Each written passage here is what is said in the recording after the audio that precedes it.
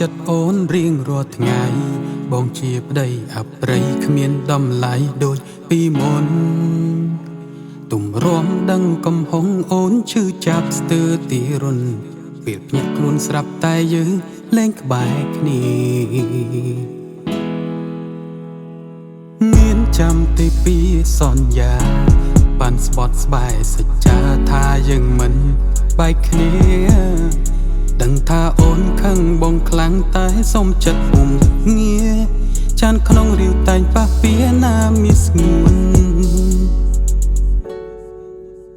ជានិស័យដែលបងបានជួបពុំតែអូនថាជាកម្មពៀជាមួយនឹងគ្នាពីជៀនមុន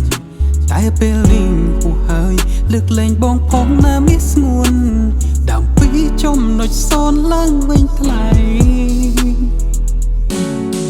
ឲ្យបងសុំទុកដែរមកធ្វើខងមិនគិតអារម្មណ៍ស្រីក្នុងនាមជាប្តីបែកទុកអ្នកថ្មីសំខាន់ជាងស្ងួនបងសន្យាពីថ្ងៃនេះទៅបងនឹងកែខ្លួនដើម្បីអូននឹងកូនហើយសាងក្តីសុំសូមលើកលែងកំហុសមកធ្លាប់ធ្វើខុសពីមុនសន្យាថាមិនធ្វើបាបប្រពន្ធឲ្យចិត្តប្រេះស្រាំលើកនេះគិតថាវាជាកម្មបងនឹងកែប្រែសន្យាកែខ្លួនហើយមានស្នេហ៍អើយមករកបងវិញ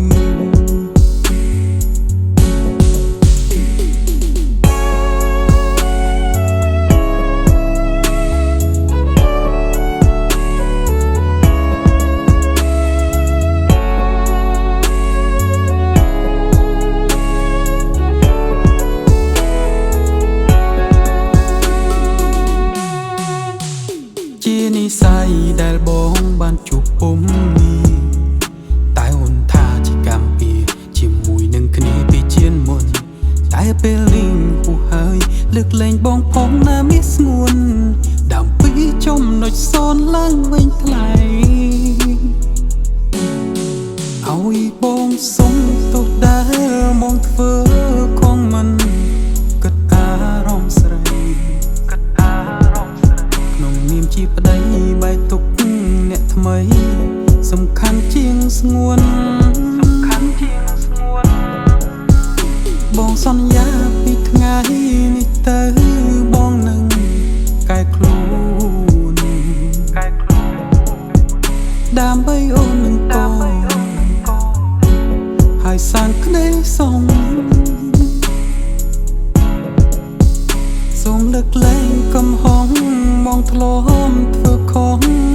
ពីមុនសន្យាថាមិនធ្វើបាបប្រពន្ធឲ្យចិត្តប្រេះស្រាំលើកនេះគិតថាវាជាកម្មបងនឹង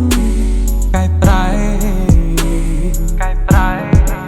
សន្យាកែខ្លួនហើយ